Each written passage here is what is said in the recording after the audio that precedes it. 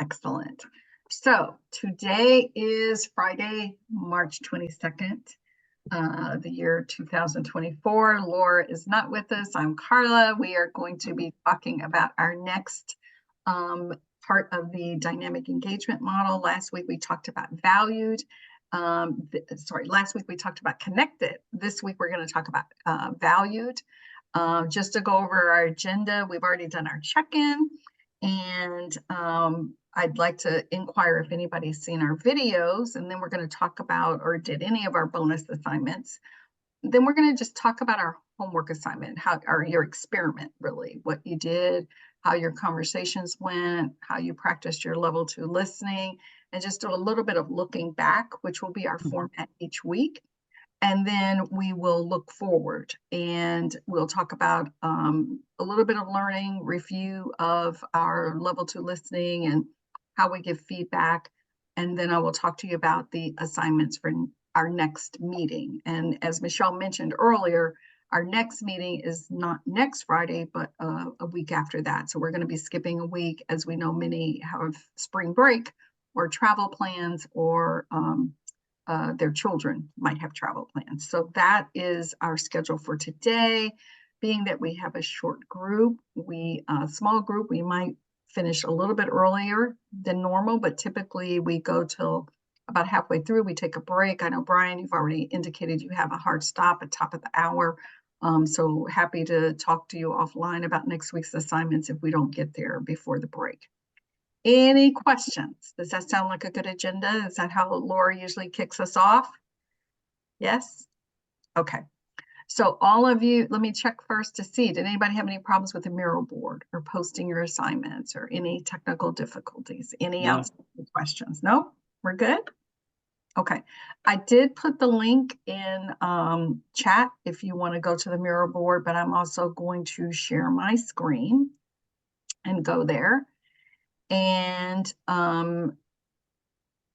as we might recall from last week, we had some bonus videos available, as well as some internal resources within your own learning network.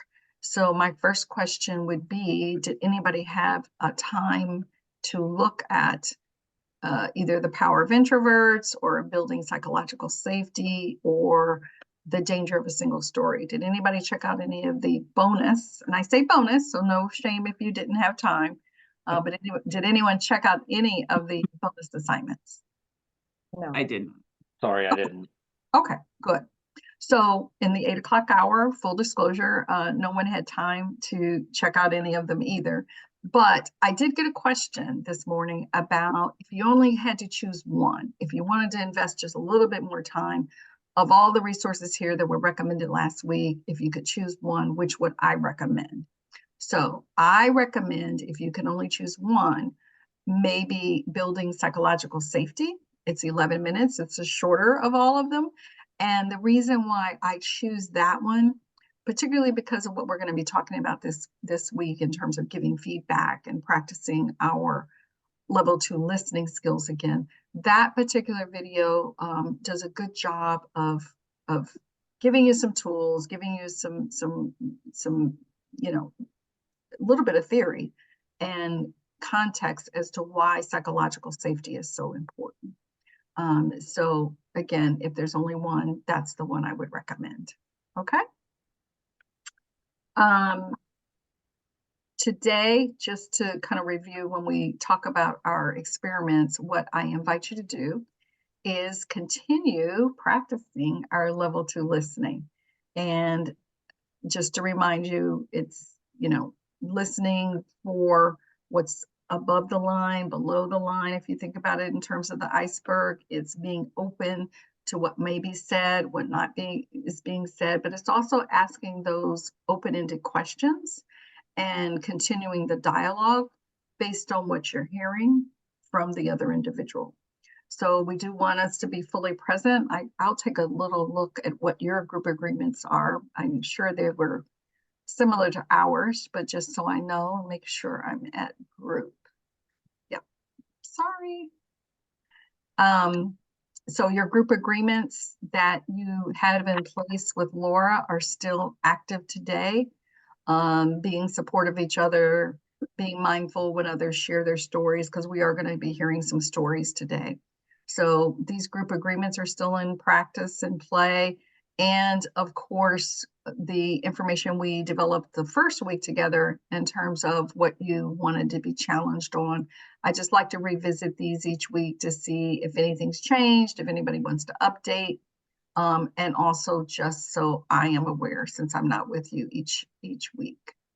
So again, group agreements, what we want to be challenged on, and we're going to still practice our level 2 listening. And so our assignment for this week was to use our SBI. And I noticed is talking about next week and what we're going to focus on. And we're moving to our next part of our mural board. And there's really going to be 2 assignments, one around having another difficult conversation and using our SBI model again. And the second one, we're going to focus on what's going right and showing appreciation to someone. So those, just to give you a heads up, what's coming, that's where we're headed. So this is in your book.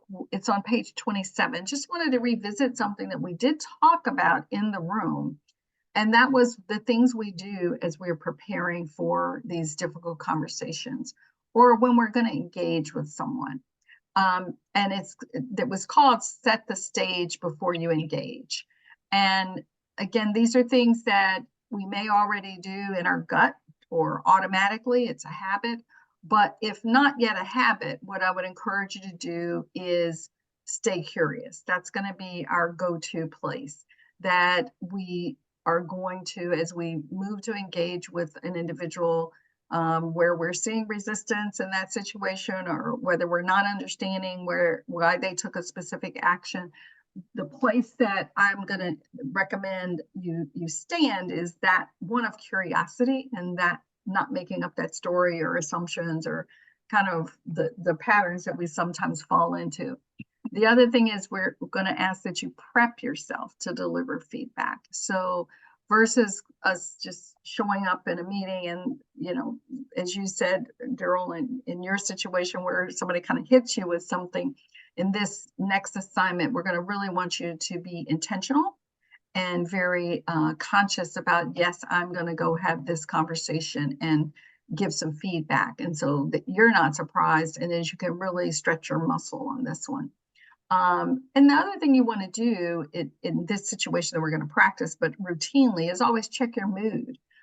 We talked about our MBTI styles, knowing whether we're, you know, more of an extrovert, an introvert, whether the person we're going to even talk to is more of an extrovert or an introvert, what's a better time. We all know that, especially when we're having difficult conversations, probably 4 o'clock on a Friday is not the best time. So you really want to check your mood, pay attention to how you're feeling, what your intention is, what your mindset is, and what's going to be present you in the best position to show up at your optimum peak time.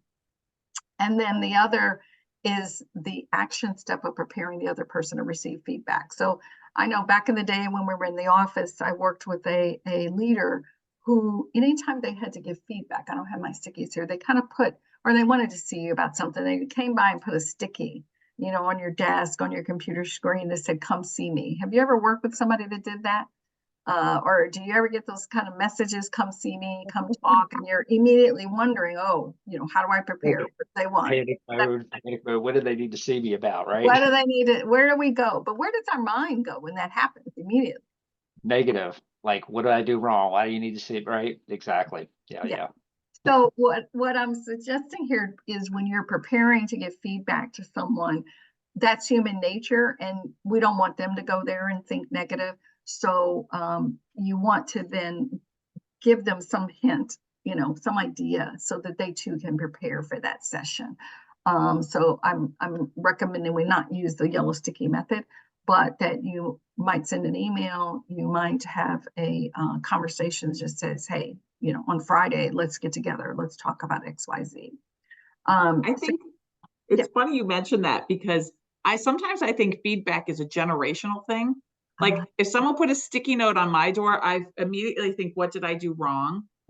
But I have kids that if you put a sticky note on their door and say, I'd like to talk to you about something, they believe you're going to give them great feedback. Like it's the craziest thing. It's like a whole different generation. I think they're so used to getting, you know, like if you say, I'd like to have a conversation, their expectation is, well, you're going to tell me how good I am. And I'm like, whoa, this is going in a whole different direction now. And that's interesting, right? So yes, that's the generation of people that we're going to lead. Right? That's exactly it, Brian. They're going to come into the workplace and everyone's going to expect a trophy. That's a difficult situation, right? Trophy. Like I don't raise my, I mean, my kids expect it, but they know Yes. when I'm unhappy, right? So, but bridging that is going to be interesting. It is. That has been my observation, is that there's a different generation that is, to your point, everyone gets a trophy and they're not used to critical feedback. Right. And feedback that will develop them, right? It's not necessarily, they may, you know, their filter may be very different than the person giving the feedback, right? So they may be accepting it as negative feedback. So how do you bridge that? Hey, I understand that this might be difficult, but this is positive feedback that's going to help you, you know, in your future, right? So that has been like a eye-opening experience for me as I work with younger individuals. But yeah, the old participation trophy generation. Exactly. So how do you prepare? Go ahead. Yeah. No, I was going to say it starts early too, because I don't even know how to deal with this, like not only with the new generation in the workforce, but also at home. I'm like, okay, so you brush your teeth and then what? You know, it's like, what do you want? Right?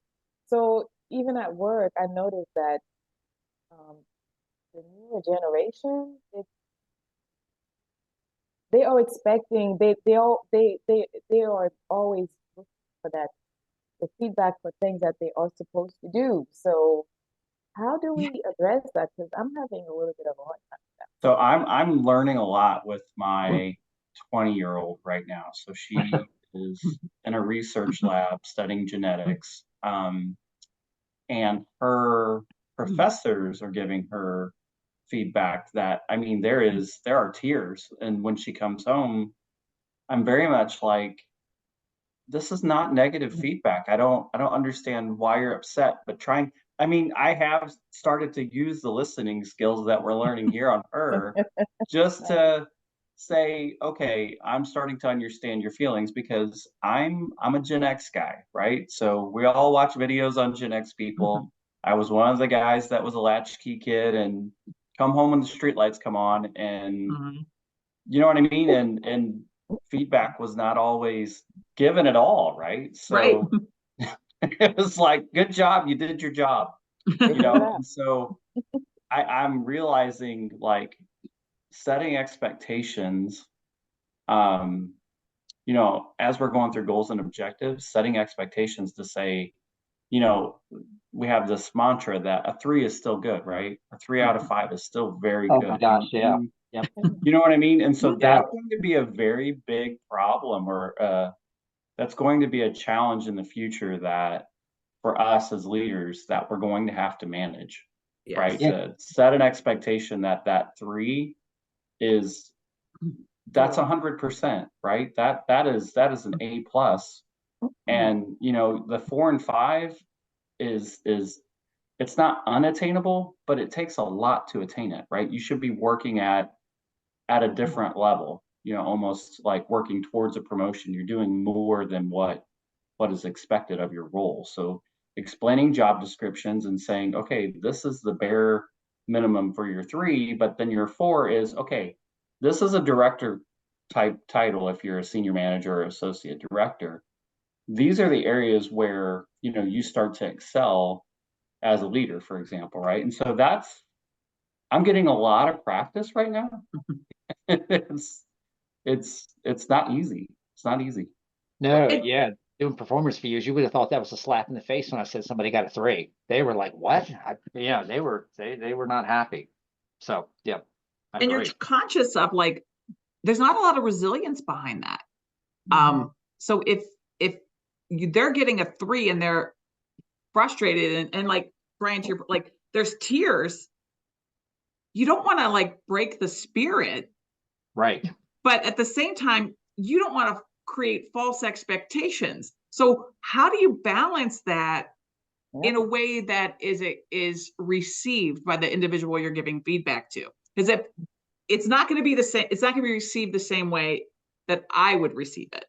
And so there's a divide, and it's tricky to navigate.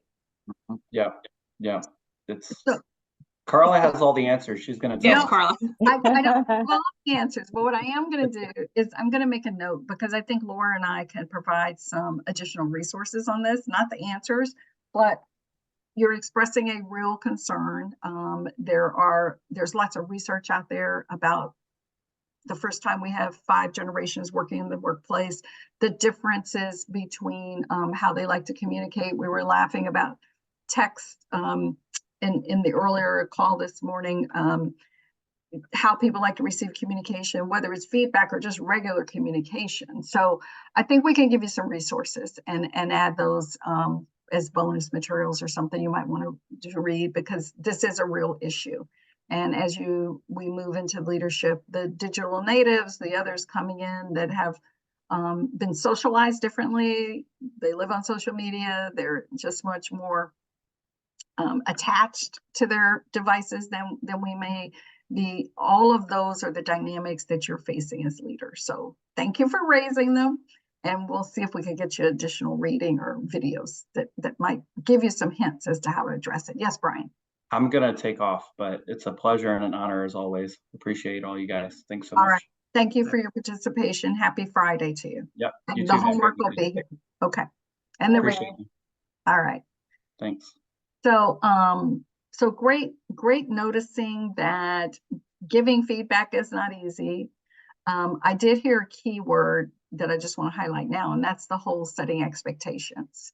So the idea with feedback is that there's no surprises really. If you've set an expectation, then when you come back to give somebody feedback on it, hopefully they'll remember the expectation conversation sometimes, and the feedback won't be a surprise, but that's not always the case. But setting expectations is a critical step.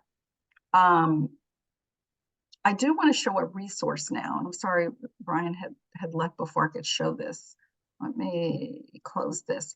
One of the things you're going to have access to in your bonus materials is the FYI guide. Has anybody ever used that before? Are you familiar with the FYI?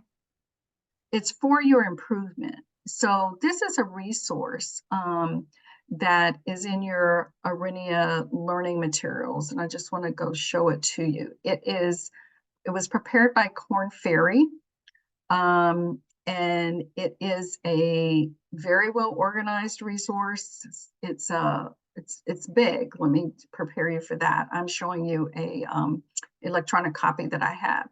But the way it's organized is for any leadership competency or area, some traits that they've defined as key for leaders to be successful. They have a chapter, and it's organized then by topic, and you could look at these different competency areas, and again, it's alphabetical, which makes it very helpful. To go ahead and take a look at it, if you're having a feedback session with someone and you want to be able to give them something concrete, you could use this FYI guide to help you with preparing for that conversation. So let's say you need someone that needs to improve in the customer focus area. You can look at that specific chapter and it will give you some guidelines. You might have someone that needs to understand their stakeholders better. You can look at chapter 32. It talks about balancing stakeholders. The other thing that I like about this guide is it actually has a section called career stallers and stoppers. And that's probably language, again, that our generation uses, but as you're talking to others about things they could do to improve, to show up stronger, to prepare for that next level promotion, this section of the FYI guide may be useful. It talks about, failure to build a team. Maybe you have someone that's not playing nice in the sandbox. People that, may not be thinking strategically, may focus on the short term. So again, these are big research-based topics, and they give you some ideas. So optional for you to use, but it is part of your library. So even if you don't plan to use it in the conversation that we're practicing for this next experiment, I just wanted you to be aware of that resources available. Okay. So if you recall, just to refresh us, as we talk about valued, the question that is being asked is, does my work matter? And this is usually this week, we're going to talk about performance and career growth and feedback and those types of conversations that are really important to take place for our team members to know if their work matters.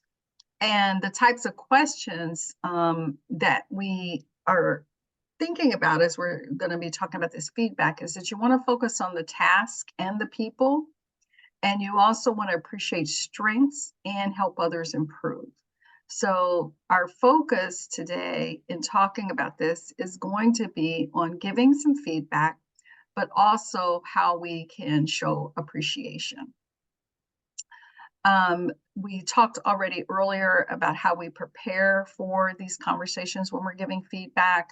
The one thing we didn't touch on yet was what you could do from an ongoing perspective, like what we're encouraging to be part of your habit, the way you show it up. And that is that you would catch others doing things right.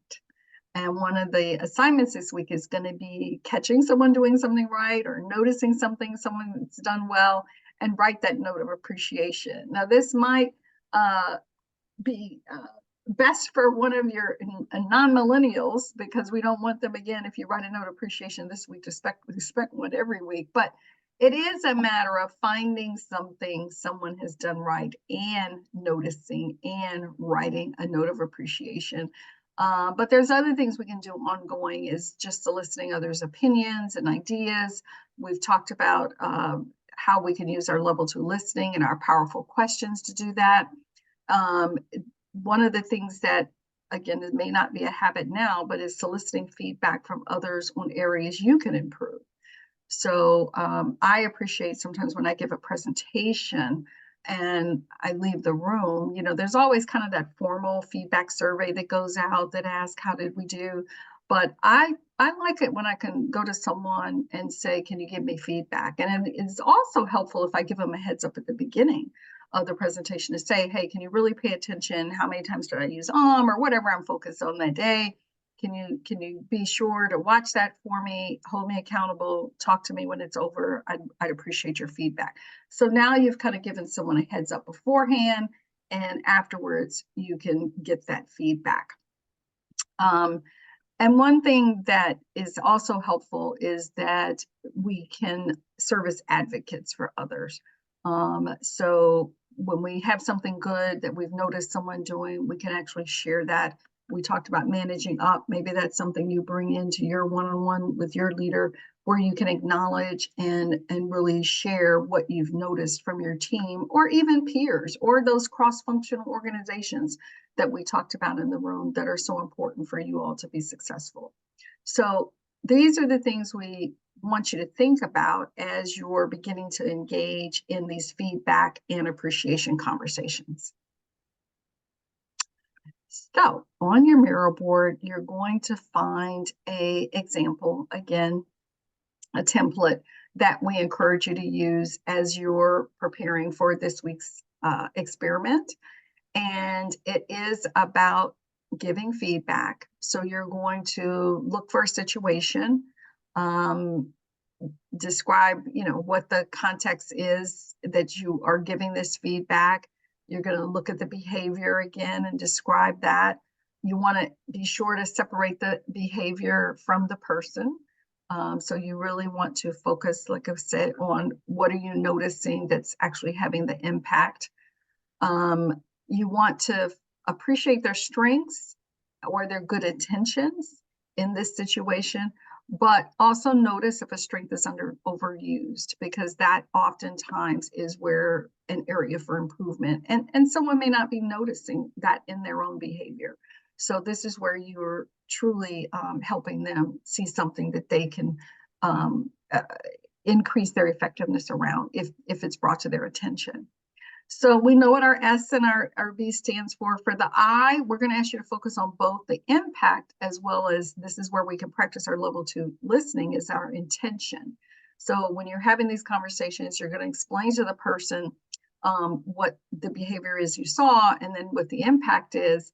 But also you're going to solicit their feedback and practice that two-way conversation using your powerful questions, using your level 2 listening skills, and really asking for the other person's perspective, standing in that place of curiosity.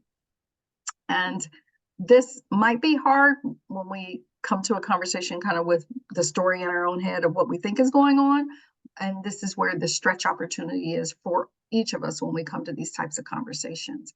And then the last part of the SBI model, and what we want to practice again this week or add on this week, is the request. So when you're giving feedback to someone and you're trying to nudge a change in behavior, you want to see something different, it's helpful if you actually give a request. And this is where, again, I point you to that FYI resource, because it might be a source of ideas for you as you develop your request.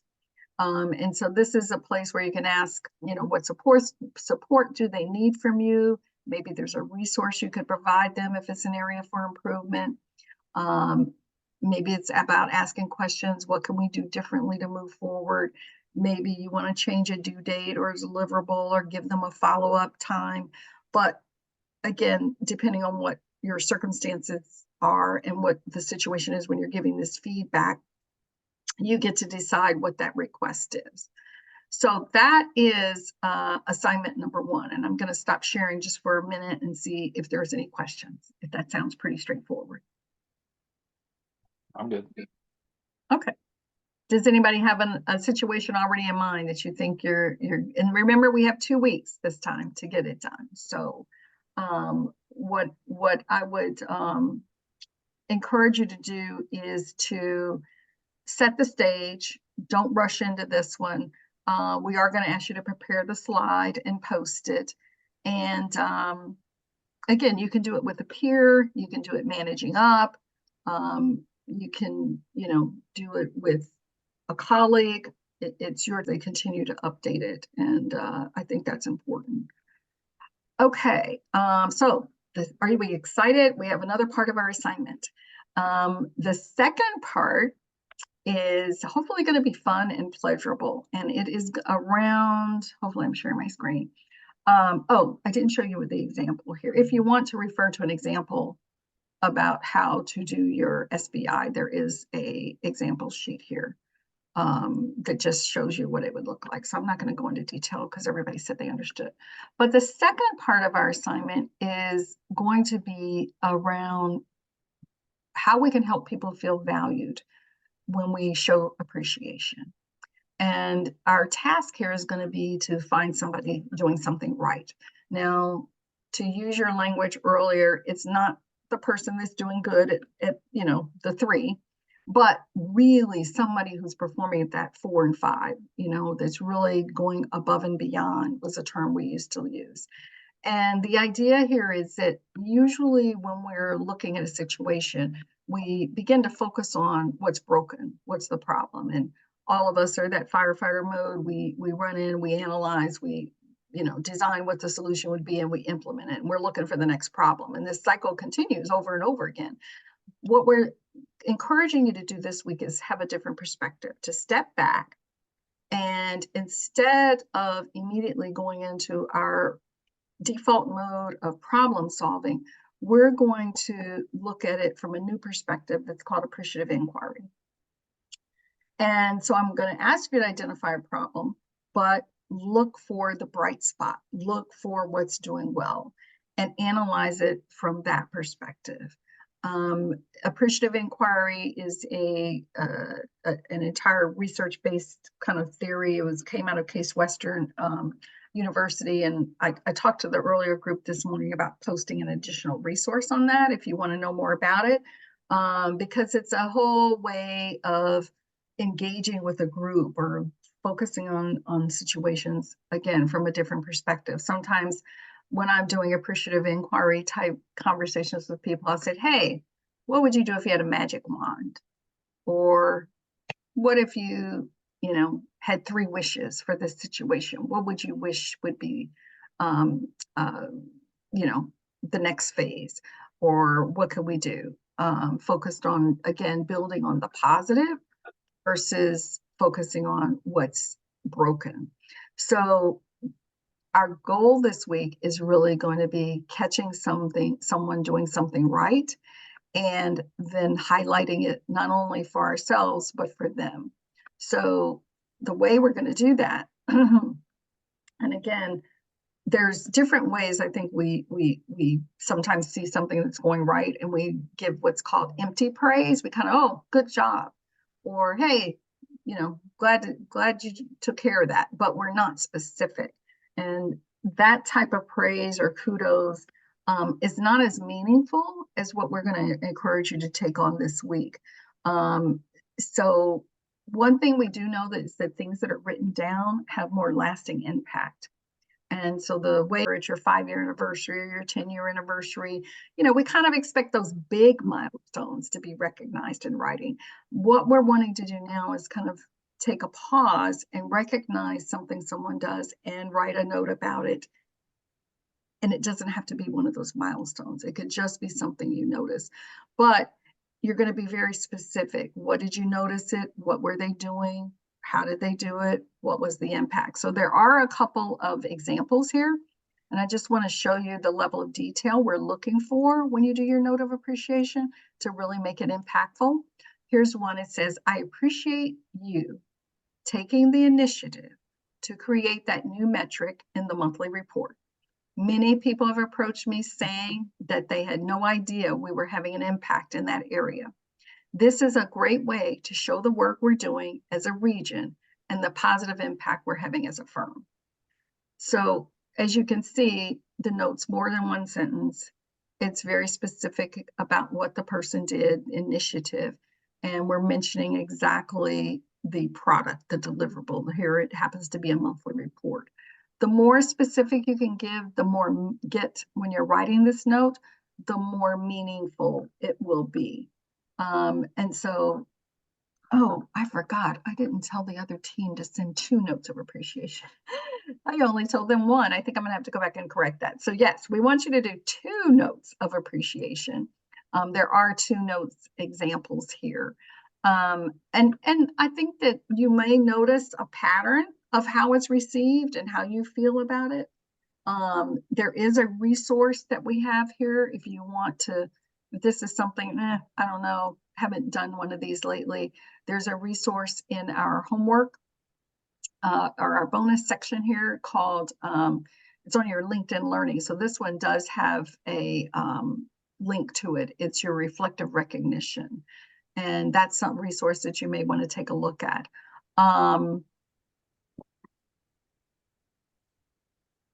You don't have to go buy special stationery. Let me say that. But it's not to be a text message. We really want a note of appreciation. So an email's fine if that's, because we are working remote, you may not have a time to actually write a physical card, but this is kind of what I would call old school. For those of you that have been in a workplace, you might remember having a manager before that wrote your note. Does anybody have one maybe that they even saved? Oh, yeah. And how was it? How did you receive that, Michelle, if you can recall? So I've had them as cards. I've had them sent in the mail. Mm-hmm. I've had them, like even just a note that was put on your desk. So I feel like I may have worked at some of those organizations that had some of those processes in place. And I think we have, what is it, the Spirit Award or like something like that? Spot Award. Awards. Yes, Spot Awards. Yes. So, we do have some ways of doing it, but I think sometimes the spot award, that's so much more formal that, but I think it does have great impact. Mhm, mhm.